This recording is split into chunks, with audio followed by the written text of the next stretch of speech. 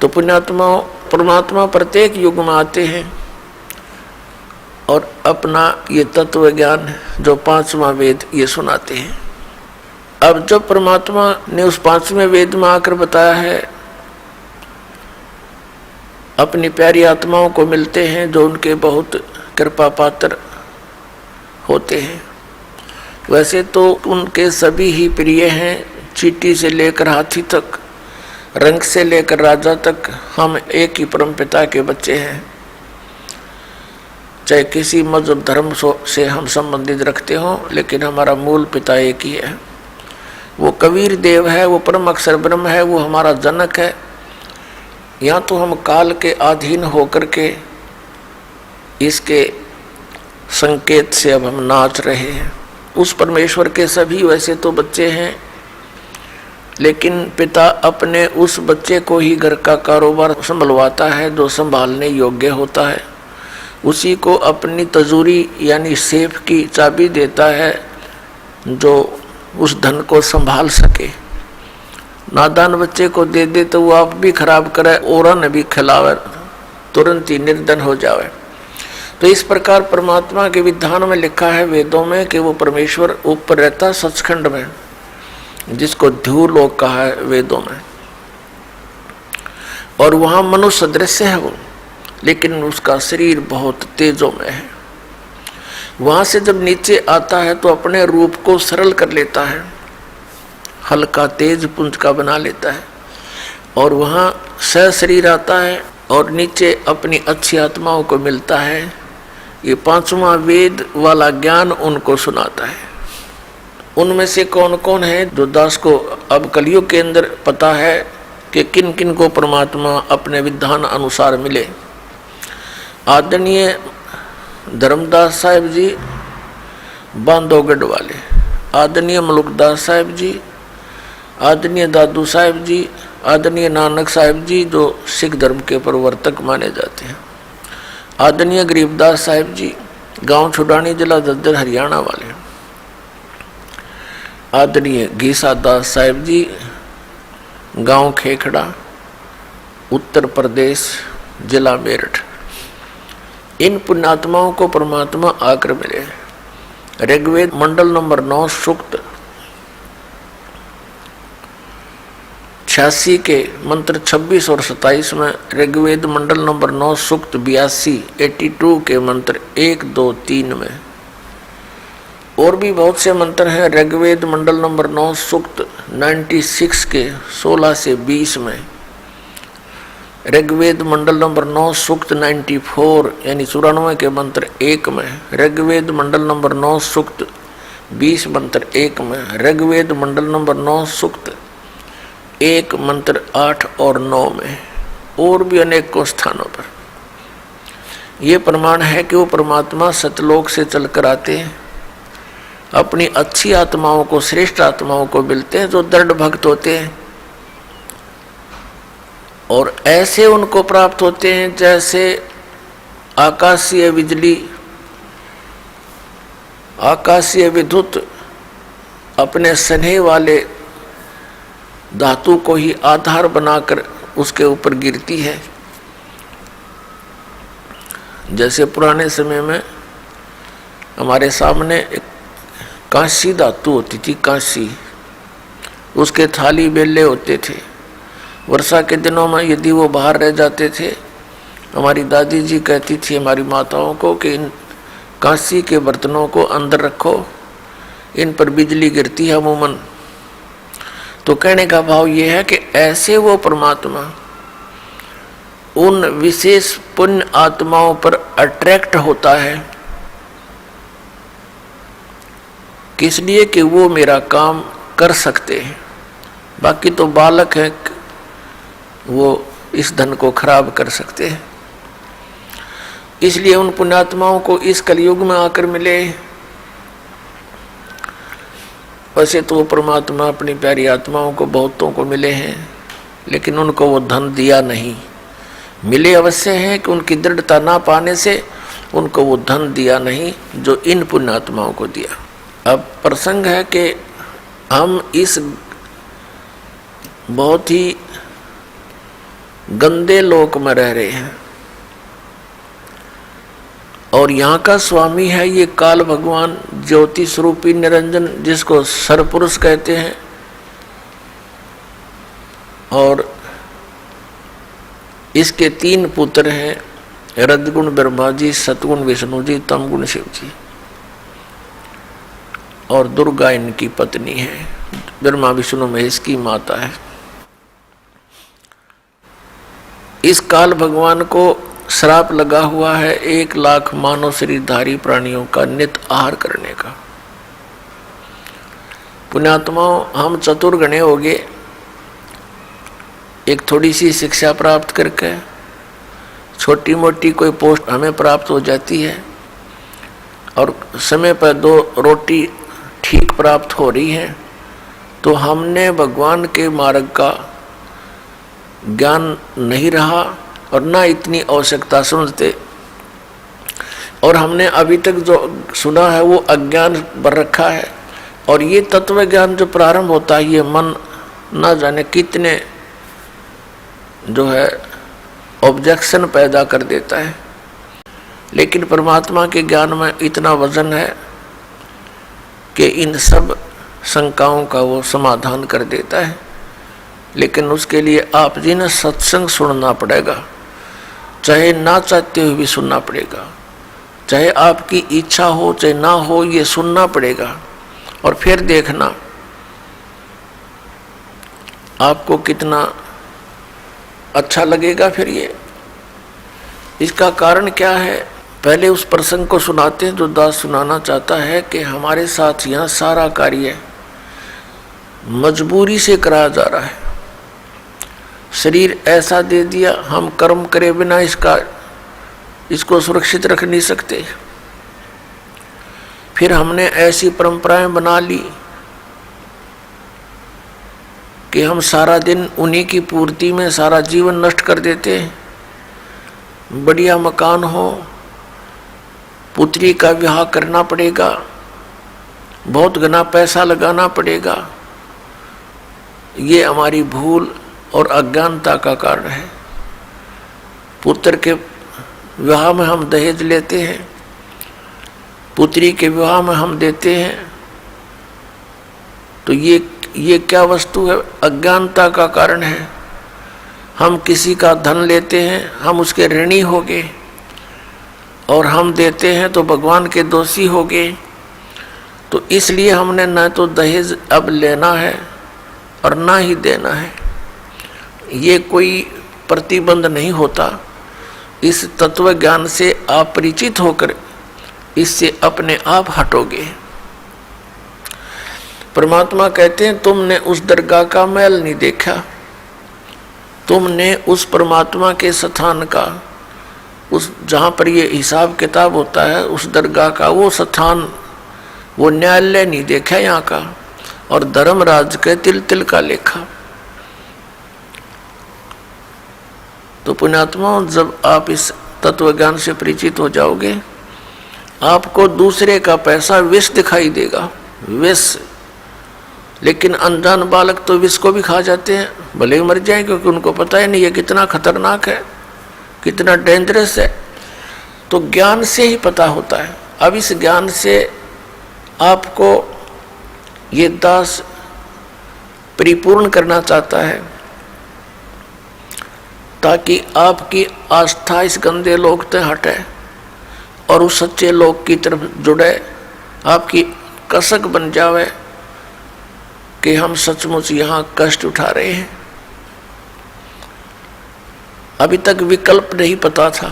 जिन महापुरुषों को परमात्मा आकर मिले, उन्होंने बहुत प्रचार किया, जनता को समझाने की चेष्टा की। जैसे धर्मदास जी ने पहले तो स्वयं ही नहीं माना था, जब परमात्मा का ज्ञान हुआ समर्पित हो गए, फिर अन्य हिंदू समाज ने किसी ने स्वीकार नहीं करी उनकी बात। और पहले वो बहुत अच्छे प्रभाव रखते थे, धनी व्यक्ति थे, बहुत से लोग उससे प्रभावित थे। और जब मालिक के समर्पण हुए, इस तत्व ज्ञान को की चर्चा करने लगे, तो सब उल्टे हट गए। ऐसे ही आदरणीय गरीबदास साहिब जी को परमात्मा मिले, सचखंड लेकर गए, फिर वापस छोड़ा। उन्होंने परमात्मा की महिमा का गुणगान शुरू किया तो उनको बावड़ा कहने लगे, मेंटल, क्यों तो मेंटल हो गया।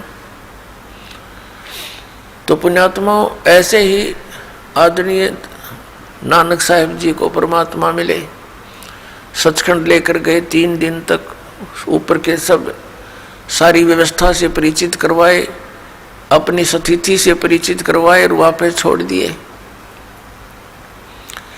उन्होंने 12 वर्ष तक दूर दूर देश तक बड़े बड़े सिद्धों और महात्माओं के साथ गोष्ठी की, तत्व ज्ञान के बारे में जानकारी देने की चेष्टा की, लेकिन उनके गले वह बात उतरी नहीं। कारण क्या रहा कि हम अशिक्षित थे और हमने उन अज्ञानी ऋषि महर्षियों को पूर्ण मान रखा था। इसलिए हमारे हृदय में उन महापुरुषों की बातें नहीं समाई जो हमारी सिंपल लैंग्वेज में हमें ये अनमोल ज्ञान देना चाहते थे। परमात्मा ने कृपा बख्शी, अपनी लीला अनुसार, अपनी महिमा अनुसार वो सन 1398 में सचखंड से चलकर आए, गति करके एक शिशु रूप धारण किया। लहर तारा नामक तालाब बनारस यानी काशी शहर के बाहर था। मूल शहर से लगभग 3-4 किलोमीटर की दूरी पर एक बनी में बाहर जंगल में वो वन में सरोवर था। गंगा का पानी, गंगा का जल लहरों के द्वारा उछलकर वर्षा के दिनों में जब फुल स्वयं पर चलती थी गंगा, तो ऊपर से लहरों के द्वारा उछलकर घाट में से एक बहुत बड़े सरोवर का रूप धारण कर लेता था। वहाँ कमल के फूल खिले हुए थे। कमल के फूल पर आकर वो परमात्मा एक बालक रूप धारण करके विराजमान हुए। वहाँ से एक नीरू नामक जुलाहा उठा कर ले गया। वो अपनी पत्नी सहित स्नान करने के लिए वहाँ जाया करता था। तो उस समय परमात्मा लीला थोड़ी ही आयु में, 5 वर्ष की आयु में ही ये तत्व ज्ञान प्रचार करने लगे थे और बड़े बड़े विद्वानों के छक्के छुड़ा दिए थे। लेकिन पवित्र हिंदू धर्म के गुरुजन, इन ब्राह्मणों ने परमात्मा के ज्ञान को स्वीकार तो करना दूर रहा, उनका दुष्प्रचार शुरू कर दिया कि ये झूठा है, कपटी है, हमारे हिंदू धर्म के देवताओं के विषय में ये गलत टिप्पणियां करता है, ये निकम्मा है, इसकी शक्ल भी नहीं देखनी चाहिए। परमात्मा के विरोधी बना दिया। अपनात्मा उस समय परमात्मा ने अपने तत्व ज्ञान का प्रचार किया। आदरणीय धर्मदास साहिब जी को वो मिले, उनको अपना ज्ञान समझाया और उन्होंने फिर परमात्मा के द्वारा दिए गए ज्ञान को लिपिबद्ध कर दिया, जो पवित्र कबीर सागर और पवित्र कबीर साहिब की वाणियाँ, कबीर साहिब के शब्द और कबीर बीजक नाम से ये ग्रंथ हमारे पास उपलब्ध है। प्रसंग है कि हम यहाँ ऐसे लोक में रह रहे हैं जो रहने योग्य नहीं है। और हम रह क्यों रहे हैं? क्योंकि हमारा नशा घना कर दिया इसने, और अज्ञान इतना भर दिया, हमारी बुद्धि को इतना सीमित कर दिया कि यही आपका काम है, संतानों उत्पत्ति, परवरिश, इनका विवाह, फिर मृत्यु, फाइनल काम तेरा। अब परमात्मा ने आके बताया तेरा काम तो तूने स्टार्ट भी ना किया, जो करना चाहिए था आपको, उसकी तो शुरुआत भी नहीं हुई। और यदि किसी ने शुरुआत भी की है तो शास्त्र विधि को त्याग कर वो मनमाना आचरण है, वो व्यर्थ है। पुण्यात्मा, इस मनुष्य जीवन का एक का काम है, ओनली एक, इसका जो असली काम है केवल एक है, परमात्मा की भक्ति करें और शुभ कर्म करें जितने बन जा। ये शुभ कर्म हमारे अंतःकरण की सफाई के लिए होते हैं और पापों से बचाने के लिए होते हैं। इस सारे प्रोसेस को अपना कर हम सतलोक जाएंगे। कौन कौन से हैं? सत्संग श्रवण करना, परम संत की खोज करके उस परम संत से उपदेश ग्रहण करना। नकली गुरुओं से कोई लाभ नहीं होगा। पांचों यज्ञ, ये पांचों यज्ञ जो हैं ये शुभ कर्मों में आते हैं और उस सतनाम का स्मरण और सार नाम की प्राप्ति ये मनुष्य जीवन का कर्तव्य है। अपने आत्माओं, सतनाम का सुमरण और सार नाम की प्राप्ति, सार नाम की प्राप्ति के योग्य आपने बनना पड़ेगा। सतनाम जिसको मिलता है वो बहुत ही पुण्यकर्मी प्राणी है, क्योंकि इस सतनाम की अभी तक किसी को हवा भी नहीं लगी थी। उन महापुरुषों ने इसको इतना सुरक्षित रखा था। किन किन ने, जिनको भगवान मिले, जिनको परमात्मा स्वयं आकर मिले और इस धन को उनको देकर गए थे और कहा था अभी इसको डिस्क्लोज ना करना, ना तो बात बिगड़ जाएगी। अभी इसको डिस्क्लोज ना करना, अपने तुम स्मरण करना और अपनी अमृतवाणी में इसका प्रमाण छोड़ जाना। आने वाले समय में ये हमारे काम आवेगा। तो उन महापुरुषों ने जिनको भगवान मिले उन्होंने अपनी अमृतवाणी के अंदर ये एफिडेविट दे दिया कि कबीर इज गॉड, कबीर परमात्मा है, वो काशी वाला धानक वो परमात्मा है। जैसे आदरणीय गरीबदास साहिब जी ने कहा, हम सुल्तानी नानक तारे दादू को उपदेश दिया, जात जुलाहा भेद न पाया ये काशी माहे कबीर हुआ। आदरणीय गरीबदास साहिब जी ने कहा कि हम सभी को पार किया, किस किस को? हम सुल्तानी नानक तारे, अब्राहिम सुल्तान अधम बलक शहर के राजा और नानक साहिब जी और दादू साहिब जी, हम गरीबदास जी कह रहे हम सुल्तानी नानक तारे दादू को उपदेश दिया और जात जुलाहा भेद न पाया वो काशी माहे कबीर हुआ। गुरु ग्रंथ साहिब के अंदर मैला पहला की वाणी आदरणीय नानक साहिब जी की है। उन्होंने 24 नंबर पृष्ठ पर उनकी वाणी पहला मैला की अंकित है। उसमें लिख कहा है कि फाई सूरत मलुकी वेश, ए ठगवाड़ा ठगी देश, खरा सियाना बहुता बार ये धानक रूप रहा करता है। जब परमात्मा आदरणीय नानक साहिब जी को बेई नदी के ऊपर एक जिंदा महात्मा के रूप में मिले थे, उनको अदृश्य कर दिया था, अंतर्ध्यान कर दिया था। बेई नदी के ऊपर स्नान करने के लिए प्रवेश कर रहे थे नानक जी, साथ में परमेश्वर भी उसके साथ एक जिंदा महात्मा साधु के रूप में प्रवेश कर रहे थे। कुछ ही देर में क्या देखा कि वो छलांग लगा के जैसे दोनों ही, और फिर दोबारा बाहर नहीं आए तो नानक साहिब जी को मृत जान लिया गया। बड़ी खोज की गई, जाल डाल डाल कर दरिया को खोजा गया, लेकिन वो तो बहुत दूर जा चुके थे। उनके शरीर को, स्थूल शरीर को परमात्मा ने कहीं छुपा दिया, आत्मा को लेकर सचखंड गए। वहाँ जाकर देखा कि ये पूर्ण परमात्मा अकाल मूर्त, ये एक तेजो जैसे सतलोक है, ये स्वयं भी प्रकाशित है, पूरा तेजों में है, और उस परमात्मा का शरीर भी तेजों में है। एक रोमकूप में करोड़ सूर्य मिला दे करोड़ चंद्रमा, इतनी रोशनी है उस परमात्मा की। एक रूप में परमात्मा अपने सिंहासन पर विराजमान थे और दूसरे रूप में नीचे से जिंदा बाबा के रूप में ऊपर जा रहे थे नानक साहिब जी को साथ लेकर। तब नानक साहिब जी ने देखा था कि ये है भगवान, ये है रब जेड़ा तख्त पे बैठा है, और ये नीचे से बाबा जिंदा जो आया है, कबीर जिंदा, ये कोई यहाँ का नौकर ना करोगा।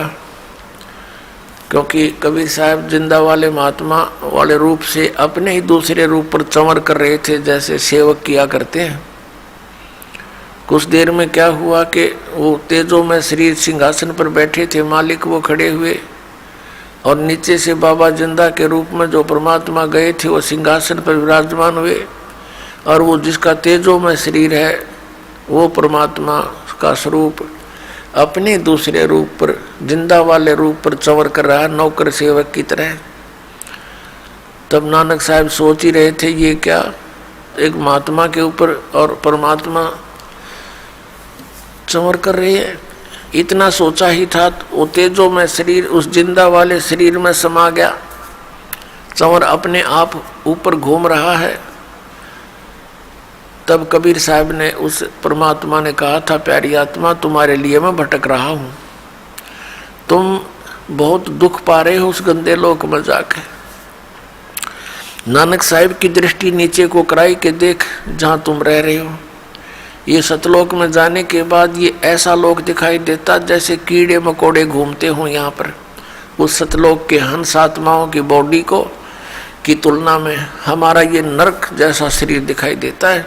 उनकी दिव्य दृष्टि बन जाती है और उनको हमारे शरीर के अंदर चल रहे ये जीवाणु भी नजर आते हैं। ये कीड़े हमारे पूरे ब्लड में कीड़े हैं, पूरे शरीर में कीड़े हैं, अंदर थूक भरा है, गंध भरा है, पेशाब भरा है, और इसमें हम बैठे हैं, इस महल में बैठे हैं। तब नानक साहब ने कहा था, भगवान सचमुच वो तो बहुत गलत स्थान है, और कहा था कि अब मुझे वहाँ ना भेजो भगवान, मैं तो छिक चुका हूँ उस लोक से। तो परमात्मा ने कहा था नहीं, आपको जाना पड़ेगा, और जब तुम यहाँ से गए थे सारे बहुत भक्ति युक्त थे, अब वहाँ तुम भक्तिहीन होगे, क्योंकि आप वहाँ पर किराए पर रह रहे हो। ये एक आपका जो है ना यहाँ रेंट है, आपसे यहाँ मजदूरी कराता है, उस परमपिता की भक्ति करवाता है। जैसी भी साधना आध्यात्मिक मार्ग में कुछ पुण्य परमात्मा के विधान द्वारा बताए जाने से मिलते हैं, जैसे वेदों की वाणी पढ़ने से ज्ञान यज्ञ हो जाता है, धर्म यज्ञ इसके साथ भंडारा कर ले उससे हो जाता है। तो इस तरह की क्रियाएं संत बताते हैं, भगत करते रहते हैं, लेकिन उसको ये यहीं समाप्त करवा देता है। स्वर्ग में भेज दिया कि राजा बना दिया, उसके ऊपर टैक्स लगा रखा, इतनी कमाई मुझे मिलेगी। जो यहाँ का भगवान है। तो परमात्मा ने कहा था आपको जाना पड़ेगा, और वहाँ सब पुण्यात्माओं को बताओ, आपके भाई बहनों को, कि जिनको तुम पूज रहे हो वो परमात्मा नहीं है, वो मोक्षदायक नहीं है, जहाँ तुम रह रहे हो ये लोक रहने का नहीं है, और मैं तुम्हारे साथ रहूँगा प्यारी आत्मा, चिंता मत करना।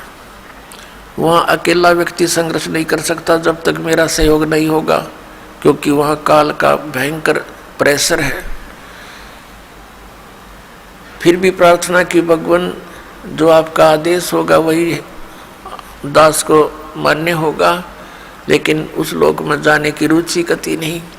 तो परमात्मा ने कहा था कि आपको जाना होगा, और मैं आपको एक ऐसा मंत्र दूंगा सतनाम, जो 2 अक्षर का, इसकी साधना करने, इसकी भक्ति करने से, सिमरण करने से आप शीघ्र उतने ही चार्ज हो जाओगे जितने यहाँ से गए थे, और उस भक्ति के बल से तुम वापस आ सकते हो, वैसे नहीं आ सकते।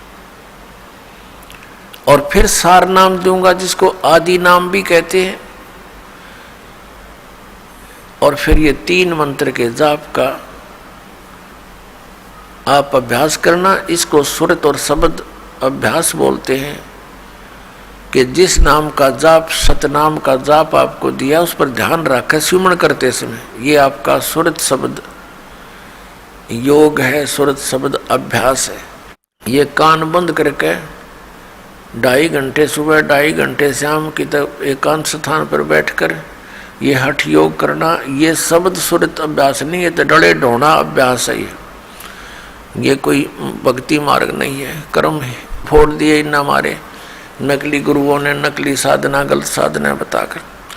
तब नानक साहब जी से कहा था कि आप जाओ, लेकिन इस सतनाम का अभी किसी को बताना नहीं, और ये सतनाम जो इतना कीमती है, मैं आपको दूंगा। आप बनारस में आना, काशी शहर में, वहाँ मैं पहुँचा हुआ हूँ, मैं वहाँ प्रचार कर रहा हूँ, आप भी मेरा साथ देना और वहाँ आ जाना बनारस में, आपको सतनाम दूंगा। और गुरु के बिना मोक्ष हो नहीं सकता। जिन ब्राह्मणों से आप शिक्षा ग्रहण कर रहे हो, इन पांडवों से, इनके पास वो ज्ञान है नहीं जो आपको दिखा दिया। ये सचखंड है, सतलोक है। ये देखो तुम्हारे भाई बहन किस प्रकार सुखी हैं, या कैसे घूम रहे हैं, कैसे ठाठ हैं।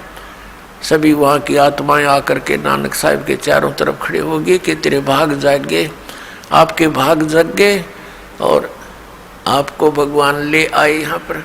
अब भूलना मत, मालिक को याद रखना। सभी आपस में बातें कर रहे हैं। तब क्या हुआ, तीसरे दिन यानी परमात्मा ने सारी सतिथि से उनको परिचित कराया। ब्रह्मा विष्णु महेश के लोक दिखाए, काल का लोक दिखाया, वहाँ के धर्मराज का स्थान दिखाया जहाँ वहाँ न्याय करता है ये बैठकर, और फिर नीचे छोड़ दिया। तीसरे दिन नानक साहब जी वापस आ गए थे। वहाँ के जनता ने उनको मरा जान लिया था और वो सामने जब देखा तो खुशी का ठिकाना नहीं रहा था। उस पहले वो नौकरी करते थे सुल्तानपुर के अंदर एक नवाब की, उसी दिन से नौकरी त्याग दी और परमात्मा से सतनाम प्राप्ति के लिए और प्रथम उदासी मीन संसार से विमुख होकर, संसार से उदास होकर के प्रथम यात्रा की थी बनारस की। तो रास्ते में इस ज्ञान से वो पूछने लगे, जिस भी साधु संत कोई मिलता है, एक स्वाभाविक है ये मालिक का दिया हुआ गुण अपने आप उत्पन्न हो जाता है। जिस प्राणी को ये ज्ञान परमात्मा का हो जाता है वो प्रत्येक को समझाने की चेष्टा करता है, और जो संत होते हैं उनसे अवश्य जाकर मिलता है उनका झाड़ा लेने के लिए, कि पूछते हैं ब्रह्मा विष्णु महेश के माता पिता कौन है। इन कख का भी नहीं पता, ये कहते हैं तो अजरो अमर है, सर्वेश्वर है, महेश्वर है। तो ऐसे करते कराते वो सबसे मिलते मिलाते वहां पहुंच गए बनारस में, और परमात्मा ने संकेत कर दिया था कि वहां मैं रह रहा हूं और मैंने भी गुरु बना रखा है, गुरु बिन बात नहीं बनेगी। मेरे गुरुजी हैं रामानंद, और वहां मैं दानक का काम करता हूं, जुलाए का। अब नानक साहब जी, क्योंकि हम तो भगवान के सामने बालक ही हैं, अब उनके ये बात गले नहीं उतरी नानक साहब जी के कि भगवान दानक का काम करता होगा। लेकिन अविश्वास भी बच्चे को अपने माता पिता की बातों पर नहीं होता। अब उन्होंने सोचा भी चलो बनारस तो चलना पड़ेगा, सतनाम भी लेना है, सतनाम बिन मोक्ष नहीं। तो वहीं से कहने लगे थे वाहिगुरु सतनाम, श्री वाहिगुरु सतनाम वाहिगुरु। अब आदरणीय गरीबदास साहिब जी ने कहा कि झांकी वेख कबीर की, नानक की तीवाह, और वह सिखा के गल पड़ी कौन छुटावे था। अब जैसे नानक साहिब जी ने कहा था वाहिगुरु वाहिगुरु वाह गुरु, जैसे एक धन्यवाद कराया करते हैं ना किसी की सराहना करते हुए, ये वाह शब्द ऐसा समझो। और सतनाम श्री वाहिगुरु यानी सतनाम मिलेगा, और सतनाम जिसने दिया फिर उसके ऊपर फिजा हो गए, ऐसा अनमोल धन मिल गया। लेकिन उनको ना कर दिया था कि सतनाम किसी को बताइयो मत, दे दूंगा तुम्हें, तुम्हारे लिए तो दूंगा, तुम अपना कल्याण करवा लेना। तो बनारस में जब पहुंचे, रामानंद जी से गोष्ठी की कि ब्रह्मा विष्णु महेश के माता पिता कौन है। अब नानक साहब जी को पता था कि जो इसका उत्तर देगा वो उस संत परमात्मा से मिल चुका है। तो रामानंद जी ने बताया कि जो प्रश्न आप कर रहे हो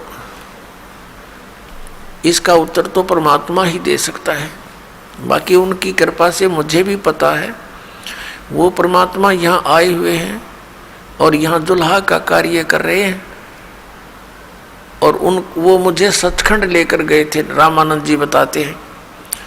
तो नानक साहिब जी ने कहा कि मुझे भी वो सचखंड लेकर गए, क्या वो यहीं रहते हैं? कहाँ यहीं रहते हैं? रामानंद जी ने कहा।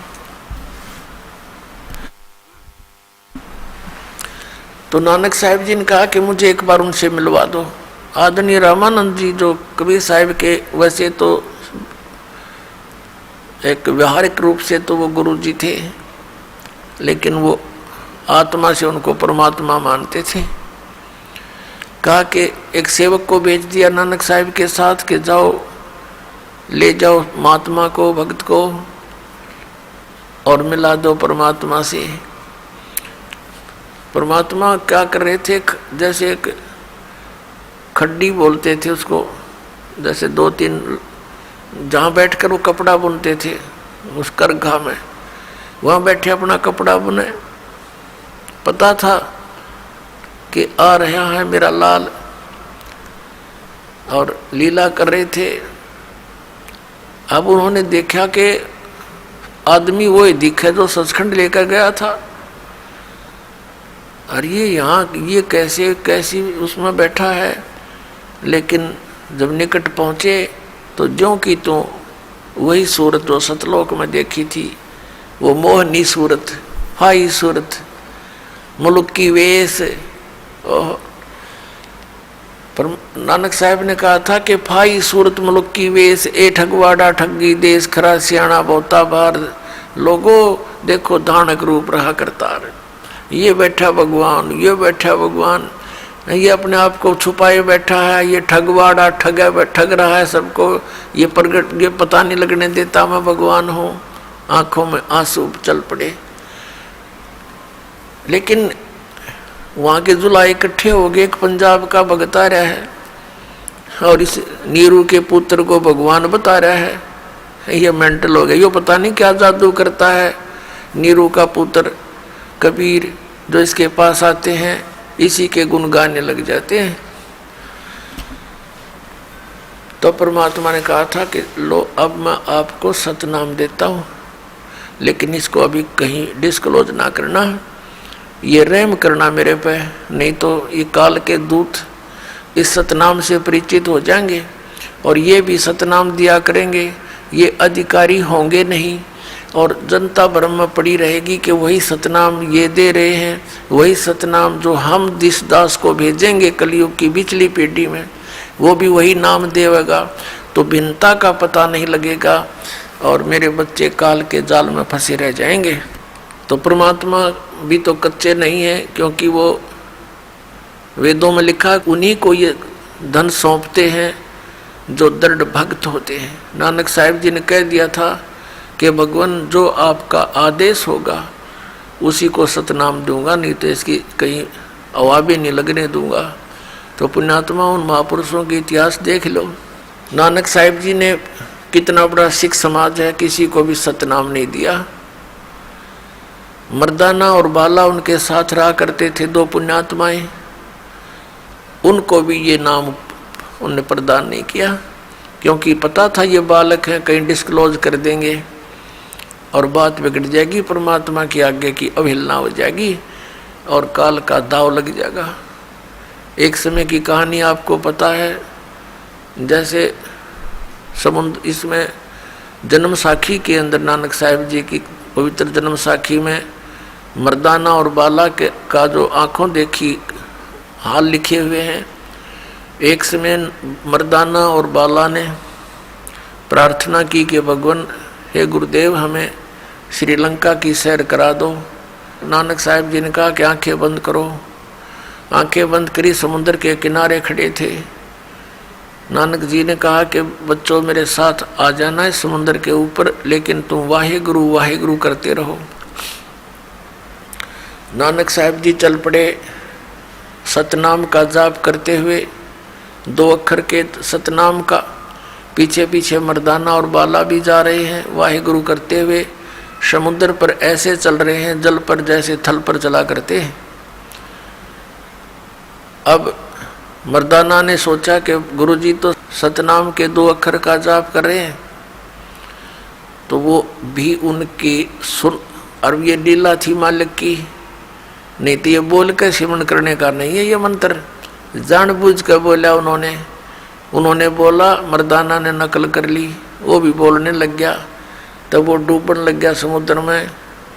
नानक साहब जी ने कहा कि मर्दाना, गुरु की नकल नहीं करा करते, आज्ञा का पालन करो और पुनः तुम वही बोलो, ये छोड़ दो, ये मंत्र मत बोलो। अब वो फिर लगा हुआ है गुरु जपने, तो फिर ऐसे ही चल पड़ा समुद्र के ऊपर थल की तरह।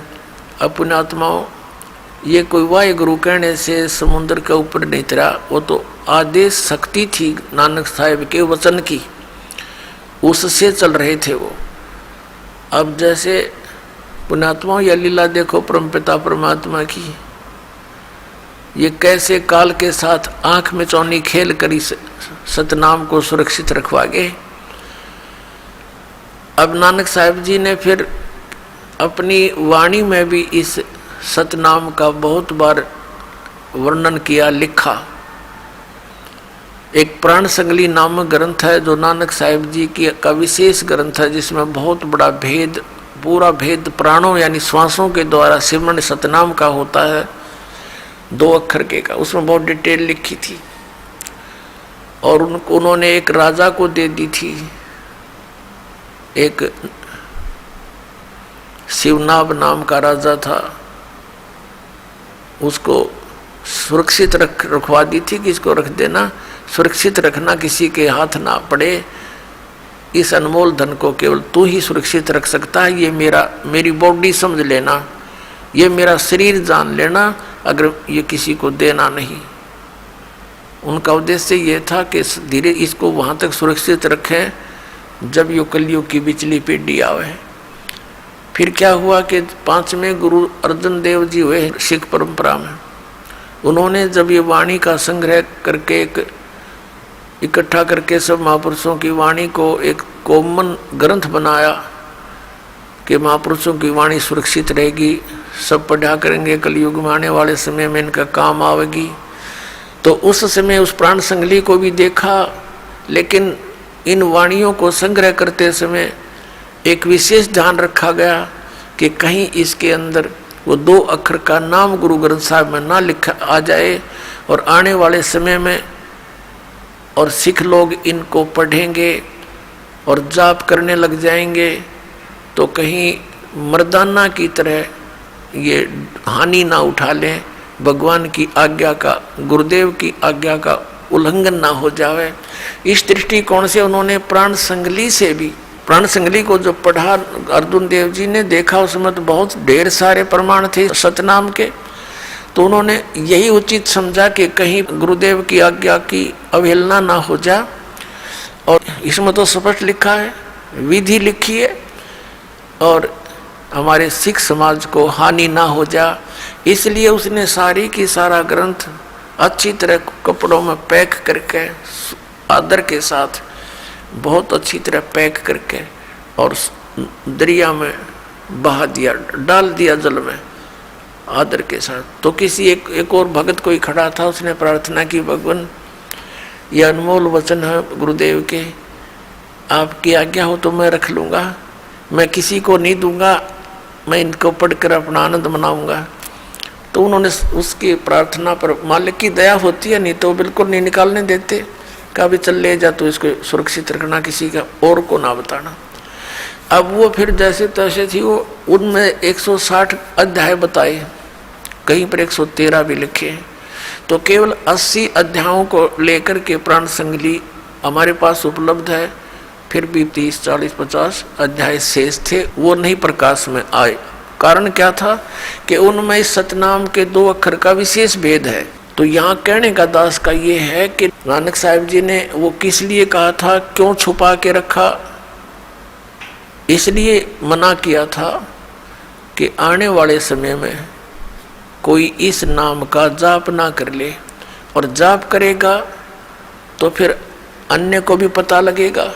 तो काल के दूत भी जैसे राधा स्वामी पंथ, सच्चा सौदा पंथ और ये निरंकारी पंथ, ये सारे सिख समाज से ही निकले हैं, और इनके पास ये मंत्र है नहीं।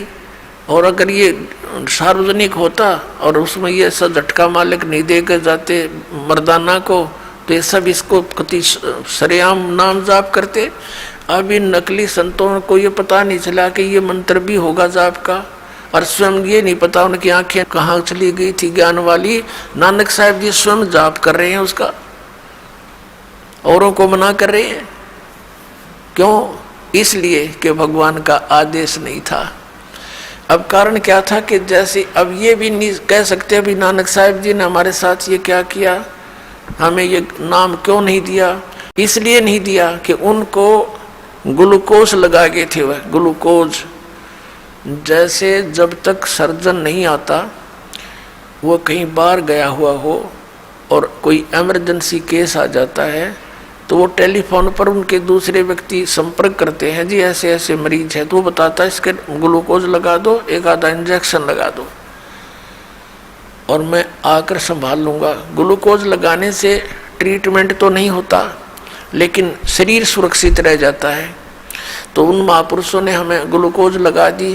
किसी को तो बता दिया कि गीता जी का पाठ करो, किसी को बता दिया संतों की वाणी का पाठ करो, भंडारे करो, धर्म करो। ये ग्लूकोज लगा रखे थे और इनसे क्या होता रहा, मनुष्य जीवन कंटिन्यूस आता रहा, लेकिन मोक्ष नहीं हो सकता था इस प्रोसेस से। अब मोक्ष के लिए तो ये मंत्र है, अब वो ग्लूकोज भी लाना पड़ेगा क्योंकि हम दीर्घ रोगी हैं, ये धर्म यज्ञ भी करनी है और साथ में ये कैप्सूल जो एंटीबायोटिक है। ये सतनाम के 2 अक्षर, आदि नाम का वो अक्षर, यानी ये 3 मंत्र का जाप आपको प्राप्त होगा तो आपका जरा और मरण का ये रोग समाप्त होगा। अब जो प्रसंग चल रहा है, परमात्मा ने स्वयं आकर के लीला की और हमें बताया कि आप यहाँ जिस लोक में रह रहे हो ये लोक रहने का नहीं है। तो आदरणीय गरीबदास साहिब जी ने कहा था, हम सुल्तानी नानक तारे दादू को उपदेश दिया और जात जुलाहा भेद नहीं पाया। वो कहाँ सीमा है कबीर हुआ, झांकी वे कबीर की नानक की तीवा, वह सिखा के गल पड़ी कौन छुटावे था। कि सतलोक का नजारा देखा सत कबीर का, परमेश्वर का, सतपुरुष का सतलोक में, तो उसको देखकर जैसे न कहते ना, वाह भाई वाह, ओ हो वाह वाह वाह तेरे की कितना अच्छा है। अब कहते हैं वह सिखा के गल पड़ी कौन छुटावे था। एक भक्त है हमारा, वहाँ रेलवे रोड पर उसकी दुकान थी छोटी सी, ये दास वहाँ बैठा था। ये सन 1994-95 की बात है। तो वहाँ एक खैतीलाल अरोड़ा वृद्ध सा व्यक्ति आ गया, भगत ने बैठा लिया कि आजा बैठ जाओ अरोड़ा जी। उसने फिर हमारा परिचय दिया कि हमारे गुरुजी हैं, उसका भी परिचय दिया कि ये गुरुद्वारे के अंदर बहुत सेवा करी है इन्होंने। तो फिर मैंने कहा कि आप जी कौन सा नाम जाप करते हो। उस खैतीलाल अरोड़ा ने बताया कि मैंने 40 वर्ष तक गुरुद्वारे की सेवा की है और हम वाहिगुरु जाप करते हैं, वाहिगुरु। मैंने उनको दिखाया कि नानक साहब जी तो ये दूसरा नाम जाप करते थे, ये करने का बताया है। उन्होंने कहा नहीं, ये तो साढ़े गुरुवान करना सी, असी तो वाहिगुरु करना है। मैंने उनसे कहा, भले आदमी गुरुजी के पेट में दर्द हो जावे, जिन टैबलेट से जिस औषधि से उनको आराम होया, तो आप चेले ने भी वाई खानी पड़ेगी उस रोग में। तुम्हारा ये धोखा लग रहा है। ये इतना मुझे उस समय मालूम नहीं था कि ये कहानी ऐसे बनी हुई थी कि मर्दाना जी को उन्होंने इसलिए झटका दे दिया था कि आगे कोई इसने जाप ना कर ले। तो वो क्या कहता है, ये तो साढ़े गुरुआ ने करना सी, असी नहीं करना सी। तो अब पता चला जब ये जन्म साखी दास को ला कर दिया एक सिख बच्चे ने, और उसने बताया जी आप जो कह रहे हो सब सत्य है। नानक साहिब जी ये 2 अक्षर का ये सतनाम जाप करते थे, ये देखो। अब पुण्यात्माओं, दास ने आपको इतना पारखू बना दिया कि अपने अपने धर्म ग्रंथों को आप स्वयं ही पहचान लोगे। जैसे एक समय 2 सेठ थे, 2 भाई थे वो, और छोटे भाई के 2 पुत्र थे। वो छोटे भाई की मृत्यु होगी। अब उनके सामने बच्चे थे, वो 16 17 वर्ष के। सामने समस्या आगे के बिजनेस कैसे करेंगे बालक। उनकी माँ ने कहा कि बेटा तुम अपने ताऊ जी के साथ बिजनेस कर लो, उसका हिस्सा कर लो, पार्टनरशिप कर लो। पैसे तो मेरे पास है नहीं बेटा, ये तेरे पिताजी के समय के कुछ लाल रखे हैं, इन लालों को अपने ताऊ जी को दे दो और ये कहीं इनको रख लेंगे, गिरवी रख करके उधार ले लेंगे पैसा। वो बच्चे अपने ताऊ जी के पास गए और कहा ताऊ जी हम आपके साथ बिजनेस करना चाहते हैं। उसने कहा ठीक है बेटा मेरे साथ कर लो। फिर उन बच्चों ने कहा कि मेरी माता कह रही है कि मेरे पास पैसे तो है नहीं, मेरे पिता के समय के कुछ लाल हैं, उनको आप रख लो। यूँ कहकर वो लाल सामने रख दिए ताऊ जी के।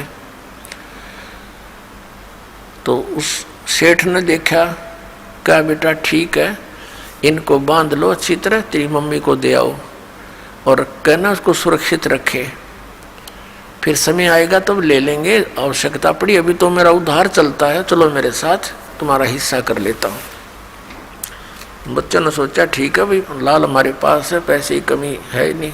अब उन दोनों पुत्रों को, दोनों बच्चों को, भाई वालों को लेकर अपने उस शहर में गया जहाँ से वो सामान लाता था। एक 50,000 का सामान खरीद लिया, लाला जी से सौदा कर लिया और उसको बोल दिया कि मैं बच्चों के हाथ अभी आपके पास लाल भेजता हूँ, उनको गिरवी रख लेना। वो सेठ अपने लाल लिए हुआ था अलग से